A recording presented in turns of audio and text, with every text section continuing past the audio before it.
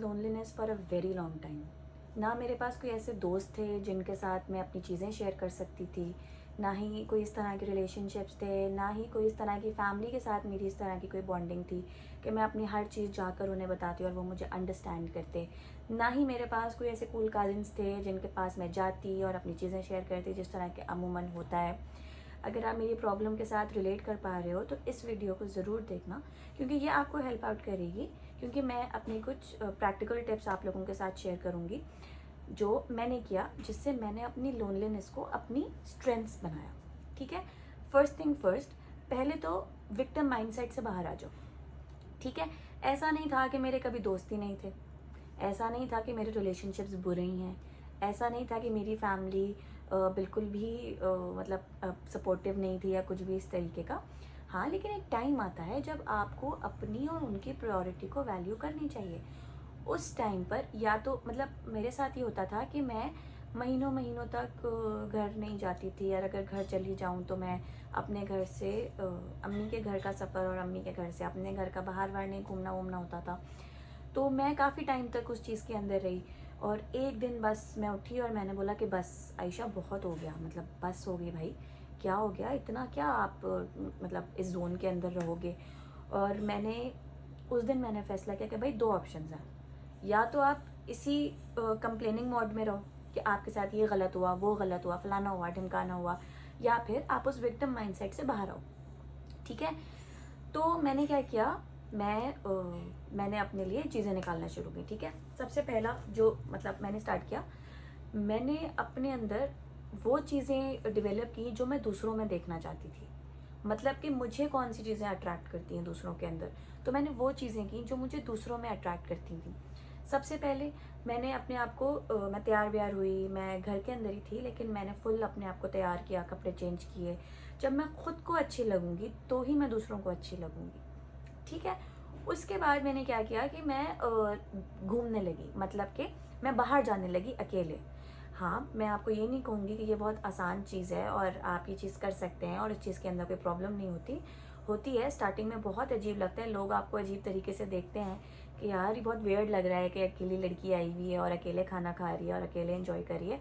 लेकिन जैसे जैसे आप अपने साथ डील करने लग जाएंगे, आपको आपकी खुद की कंपनी आप इंजॉय करने लग जाएंगे, आपको किसी की भी ज़रूरत नहीं पड़ेगी। और सब मतलब इस चीज़ की सबसे अच्छी बात ये होती है कि विद टाइम आप इतने सटल हो जाते हो, आपके अंदर इतनी एक कामनेस आ जाती है कि आपको फिर वो टॉक्सिक आप अपने साथ जब वक्त गुजारते हो ना, तो आप खुद को वैल्यू देते हो। एक इंसान सबसे ज़्यादा इम्पॉर्टेंट किस चीज़ को समझता है? वक्त को समझता है। तो जब आप खुद को वक्त दोगे, आप खुद के साथ अकेला वक्त बिताओगे, तो आपको समझ आएगी कि यार आप खुद से प्यार करने लगोगे, आहिस्ता आहिस्ता आप उस जोन से बाहर निकलोगे। मतलब ऐसा मैंने आपको अभी पहले भी बताया था कि स्टार्टिंग बहुत वियर्ड होती है, लेकिन जब आप यूज टू हो जाते हो तो आपको ये चीज़ बहुत ज़्यादा अच्छी लगने लगती है। जैसे कि मुझे अब बहुत अच्छी लगती है। जितने लोग मुझे जानते हैं वो उनको पता है कि मैं अकेला घूमती हूँ, मैं बहुत अकेला जाती हूँ। इवन अक्सर अमूमन ऐसा होता है कि मैं कंपनी में जब होती हूँ तो मुझे वो चीज़ अच्छी नहीं लग रही होती है, क्योंकि मुझे अकेला रहना अब ज़्यादा पसंद आ गया है, क्योंकि मुझे अपनी कंपनी में इंजॉय करती हूँ। अच्छा खैर, थर्ड पॉइंट, आप अपने लिए हॉबी ढूंढें। जो चीज़ आप दूसरों में तलाश करते हैं वो अपने आप को इंटरेस्टिंग बनाए। आप दूसरों के पास क्यों जाते हैं? क्योंकि उसकी कोई ना कोई ऐसी पर्सनालिटी के अंदर इंटरेस्टिंग एलिमेंट होता है जो आपको पसंद होता है। वो चीज़ अपने अंदर डेवलप करें। जिस तरह जब मैं जो मैं अपने लिए करती थी, मैं जिम ज्वाइन किया, मैंने आर्ट्स क्लासेस ज्वाइन की, मैंने डिफरेंट चीज़ें की, मैंने स्केचिंग ज्वाइन की और मैंने गिटार क्लासेस ली। मतलब मैं डिफरेंट डिफरेंट चीज़ें करती रही। मैं रीडिंग करना मैंने शुरू की, मैंने अपने ये हॉबीज़ डेवलप की, क्योंकि मैं पहले एक रीडर नहीं थी, मैं पहले बुक्स नहीं पढ़ती थी। लेकिन आहिस्ता आहिस्ता स्लोली ग्रेजुअली मैंने अपने अंदर रीडिंग की हैबिट डेवलप की, और फिर वो इतनी ज़्यादा डेवलप हो गई कि मैं उसको इंजॉय करने लग गई। मतलब कि अब अगर मैं कभी आपको अपना कलेक्शन दिखाऊं तो आप लोग कभी नहीं मानोगे कि मैं मतलब एक न्यू रीडर हूँ। ठीक है, मतलब अगर किसी ने स्पेंड नहीं करना पैसे, फॉर इंस्टेंस कोई किसी के पास वसाइल नहीं है, किसी ने स्पेंड नहीं करना, तो वो क्या करें? यूट्यूब के ऊपर ढेरों चीज़ें हैं, जैसे कि drawing, painting, paper art, language सीख लें, कुकिंग सीख लें, डिफरेंट आपके पास ऑप्शंस हैं यूट्यूब के ऊपर, आप उनसे सीखें। आप कुछ प्रोडक्टिव करें अपने लिए, क्योंकि जब आप कुछ प्रोडक्टिव करेंगे अपने लिए तो ऑटोमेटिकली आप बेटर फील करना शुरू करेंगे।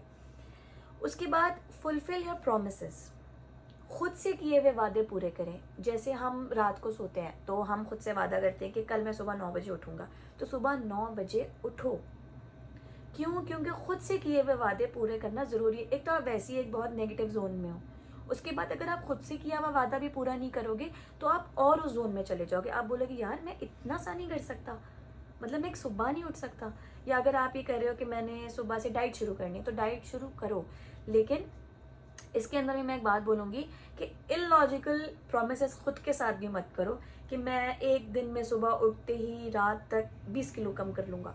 नहीं हो सकता, प्रैक्टिकली पॉसिबल नहीं है। तो अपने लिए प्रैक्टिकल लॉजिकल प्रोमिसेस बनाओ और वो फुलफिल करो। छोटे छोटे टारगेट्स बनाओ, उनको सेट करो। अच्छा, बहुत सारे लोगों को नहीं पता कि I was in therapy for some time, 1 या 2 सेशंस ही लिए होंगे।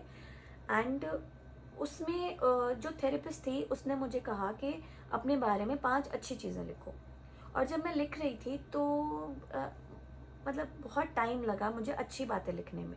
क्यों? क्योंकि मैं ऑलरेडी एक नेगेटिव जोन में थी, मुझे लगता था कि सारी कमियां मुझ में ही हैं, मुझ में ही कोई फॉल्ट है। फिर उसने बोला कि अपने लिए 5 बुराइयां लिखो, और मैं बुराइयों के तो ऐसे लंबे लंबे पूरे के पूरे पेपर भर रही थी, जिसके अंदर मैंने बेनतहा स्लैंग लैंग्वेजेस यूज़ की थी अपने लिए। कोई भी इंसान खुद को गाली नहीं देता, लेकिन जब आप नेगेटिव जोन में होते हो, जब आप उस लोनलीनेस ने आपको हिट किया हुआ होता है, तो आप अपने आप को बहुत बुरा समझते हो।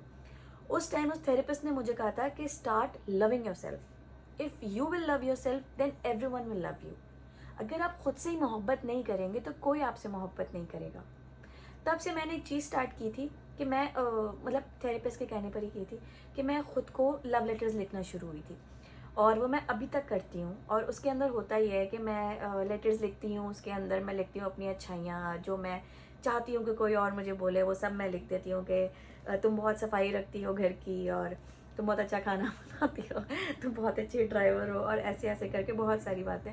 और फ्यूचर प्लान्स भी कि मैं बहुत पैसा कमाऊँगी और मैं बहुत अपना नाम बनाऊँगी और मैं फेमस हो जाऊँगी, और मतलब जो भी मेरे गोल्स हैं मैं फ्यूचर प्लान्स भी उन लेटर्स में लिखती हूँ और मैं रख देती हूँ। और जब भी मैं कभी उस जोन में जाती हूँ तो मैं वो लेटर्स पढ़ती हूँ, उनसे मुझे पॉजिटिव वाइब्स आती हैं, पॉजिटिव एनर्जी आती है। तो मैं आप सबसे यही कहना चाहूँगी कि ये कुछ 4 बेसिक टिप्स हैं, वो अगर आप लोग फॉलो करते हो तो ट्रस्ट मी, मतलब आप उस जोन से निकलोगे। मैं भी निकली हूँ। और मतलब मैं ये बात कन्वे करना चाहती हूँ उन लोगों को कि अगर आपकी प्रॉब्लम्स इससे ज़्यादा हैं और इन सब के बावजूद अगर आपके लिए ये चीज़ें सॉर्ट नहीं हो रही हैं, तो प्लीज़ किसी प्रोफेशनल हेल्प के पास जाएं, क्योंकि हेल्प मांगना कोई बुरी बात नहीं होती। अगर आपको मेरी वीडियो अच्छी लगी हो तो प्लीज़ मुझे सब्सक्राइब कीजिएगा, बेल आइकन के बटन को प्रेस कीजिएगा।